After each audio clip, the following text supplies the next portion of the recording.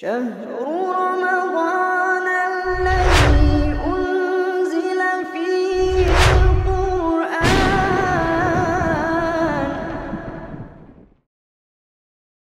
السلام عليكم ورحمة الله وبركاته.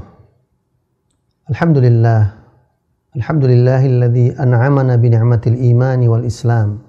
أشهد أن لا إله إلا الله وحده لا شريك له وأشهد أن محمدا عبده ورسوله. Para pemirsa rahimakumullah, Rasulullah sallallahu alaihi wasallam dalam hadis yang diriwayatkan oleh Imam Muslim pernah bersabda, "Bunyal Islam ala khamsah." Islam dibangun dengan 5 perkara. Ala an yuwahhadallah wa iqamis shalah wa ita'iz zakah wa siyami Ramadan wal hajj. Yang pertama adalah dengan mengesahkan Allah dengan syahadat. Kemudian diikuti dengan mendirikan sholat. Kemudian membayar zakat, berpuasa pada bulan Ramadan, dan melaksanakan ibadah haji.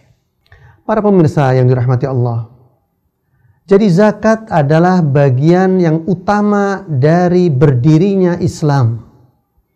Dan tanpa zakat maka akan runtuh yang namanya bangunan Islam.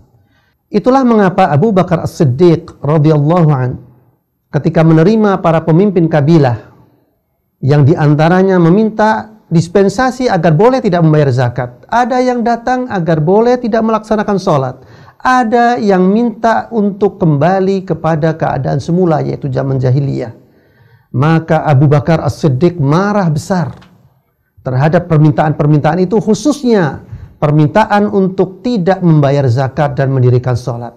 Zakat dan sholat adalah sesuatu yang menyatu dan itu dibuktikan di dalam banyak ayat di dalam Al-Quran. Para pemirsa yang dirahmati Allah, oleh karena itu ancaman dari Allah Subhanahu wa Ta'ala dan juga dari Rasulullah Sallallahu Alaihi Wasallam berkenaan dengan orang-orang yang nekat tidak mau membayar zakat sangat keras. Sangat keras. Kemurkaan Abu Bakar As-Siddiq betul-betul mencapai puncaknya sehingga para kabilah yang terang-terangan menolak dan melawan segera diperangi. Dan peperangan ini berakhir dengan kemenangan yang gemilang sehingga seluruh jazirah Arab pada akhirnya tunduk kepada Islam. Para pemirsa yang dirahmati Allah, kita bersyukur kepada Allah SWT bahwa kesadaran membayar zakat umat Islam saat ini sungguh jauh meningkat. Di antara sebabnya adalah peningkatan pemahaman terhadap syariat Islam, termasuk ancaman-ancaman yang serius yang terdapat di dalam Al-Quran maupun As-Sunnah yang menjelaskan bagaimana akibat dari orang-orang yang menolak untuk membayar zakat. Di antaranya Allah Subhanahu wa Ta'ala berfirman di dalam surat At-Taubah ayat 34 sampai 35. Walladzina yaknizuna adh-dhahaba wal fiddata wa la yunfiqunaha fi sabilillah.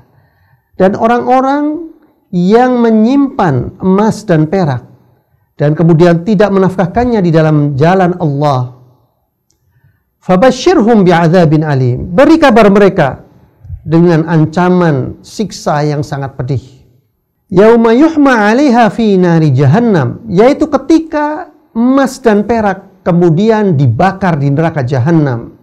Fatukwa biha jibahuhum wa junubuhum wa dhuhuruhum. Kemudian emas dan perak yang sudah dibakar di neraka Jahannam disetrikakan di atas dahi mereka, kemudian di atas lambung mereka, dan juga di atas punggung mereka. Kemudian Allah berkata, "Hadza ma kanaztum li anfusikum." Ini simpanan-simpanan yang telah kamu lakukan untuk dirimu sendiri. Fadzuqu ma kuntum taknizun. Maka rasakanlah akibat dari perbuatanmu untuk menyimpan barang-barang itu.